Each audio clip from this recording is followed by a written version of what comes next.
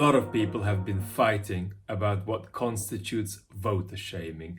I'm Vlad Vexler, I'm a moral philosopher, and I'm going to try to give you something like a definition of what it means to voter shame so that you can go around and say that that's a case of voter shaming, but this isn't. Let's go.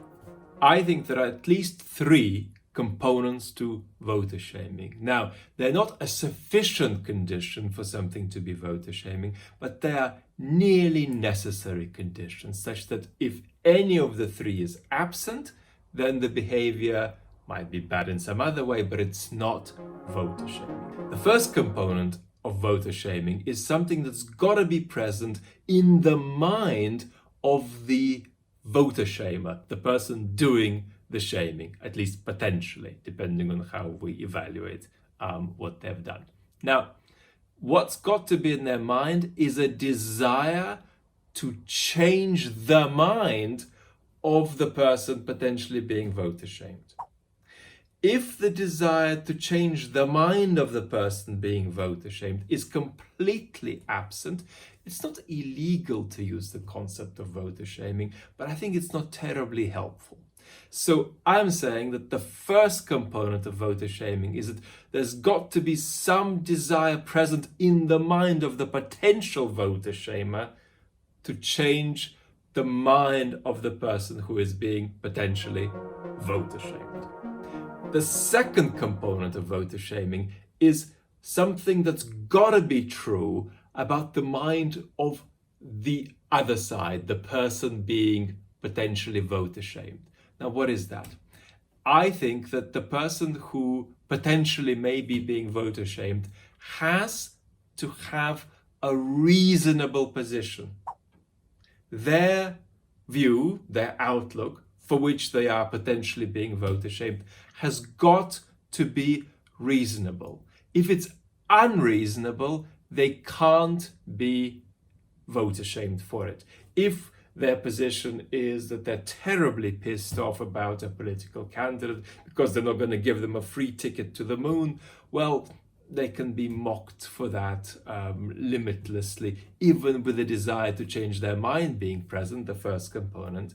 But it's not going to be voter shaming because their position is unreasonable. However, I'm going to be very careful here. The way we define reasonable has got to be modest and completely immune from scooping up what happens to be your ideological predilection. So let's define reasonable in this way. I think that it's got three parts. The first part of reasonable is that the view the person holds has to be sincere. It's got to be something they really think. It's got to be something that they honestly believe. If they're bullshitting, if they're pretending they think something they don't think, well, then we've got a problem. The second component of reasonableness is that the view the person holds is kind of steady.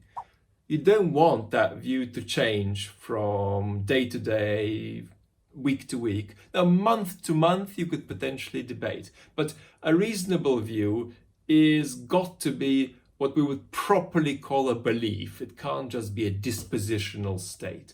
So it's got to be something that somebody thought in April and they still think it in July, and maybe by August they could change their mind, but that change of mind couldn't have come, as it were, on a week-by-week basis. Otherwise, we don't have something that's even a serious belief.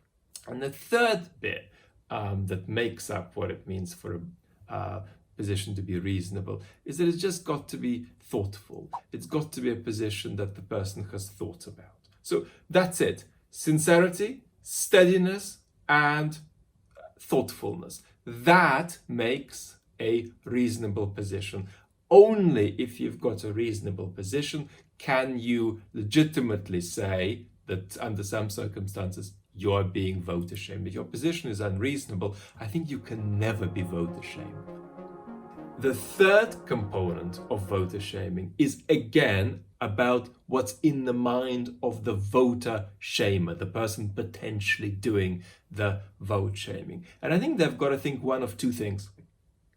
they've got to think that the position of the other side, the side they are potentially voter shaming, is beyond the pale, that it's outside of the realm of what is decent or morally admissible. Either they got to think that, or they've got to think that the person that they're potentially voter shaming doesn't really think what they think they think. In other words, there's got to be some view which says, look, you say that that's your position, but actually, deep down, it isn't. So it's a kind of implication of false consciousness, a kind of implication of a person being alienated from themselves. And if only they understood themselves properly, they would then have a particular political position. So if only you, the Bernie Sanders voter, understood yourself properly, you'd become a Joe Biden voter. So this is the third component of voter shaming, that in the mind of the potential voter shamer, they've got to be one of two things.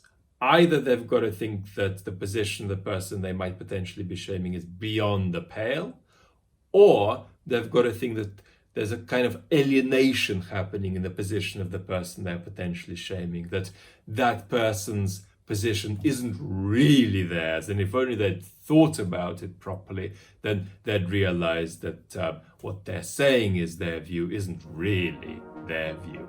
So let's recap. The three components are that, first of all, there's some desire to change the other person's mind. Secondly, that the person who is the potential victim of voter shaming has got to have a position that is reasonable.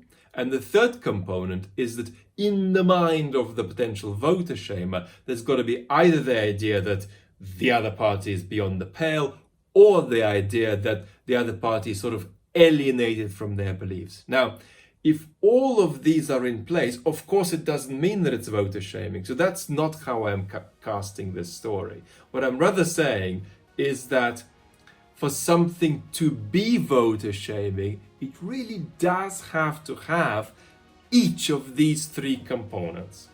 So it's a kind of a negative test. If you find any of these three components missing, then in my opinion, what you're looking at might be some other kind of bad behavior, but it is not an instance of voter shaming. Now, do you agree? Do you disagree? How would you amplify my definition? Leave me a comment below.